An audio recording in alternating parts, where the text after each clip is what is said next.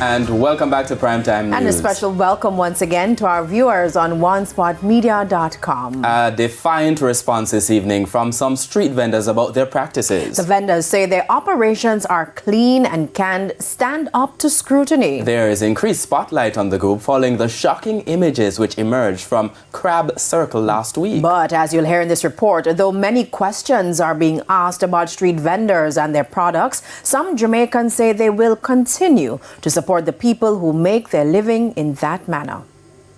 The heat is on. Street vendors feel as though they are all being grouped in one pot following last week's incident, which resulted in the closure of Crab Circle in the corporate area. That wasn't something they had on their bucket lists. Make sure say you don't have no bathroom, you're not using the bathroom behind your stall. Fruit vendor Sean recalling what a customer told him today. Once people see I deal with food, people are going to try for, worse, a little thing that happen, they're going to try for, I draw them little card upon you. He said sanitization is a major part of his operations. No, we have a water, them will wash we and them with, and we have a water buckle in my morning time and thing. You understand? We try for do it here, because we are deal with fruits, and you don't know a part of food, because it go down in your system. A little distance from Crab Circle, Paul Brown also sells crabs, corn and soup among other items. He had similar sentiments. People get inspective now how them eat on the roadside.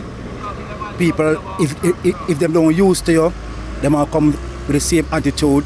If you wash your hand, where you do your mess. Mr. Brown expects more frequent visits from health officials. You see, we have water we wash hand. Another tell us I can show you where we use bathroom and where we wash our pots them.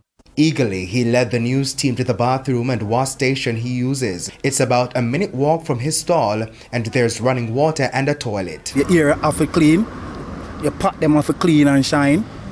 Every morning you sweep up your place, you wash your plate, wash your hand. Derek Hayden is one of his most loyal customers. Despite the talk around street food, he remains supportive. More than 10 years I come right here. That's my spot. Why is he so trusting? Can cook on spot. Can pass him earlier man, you see him out there, cut up him things that I put in. And that's how we're working. Sashana, a soup vendor on Orange Street, also expects a fallout. People are thinking twice about buying from these street side people. But I'm okay with here. My place is clean. She too expecting increased visits from inspectors. Well prepared for that. The health inspector come and check. My place is clean and my food and glass is up.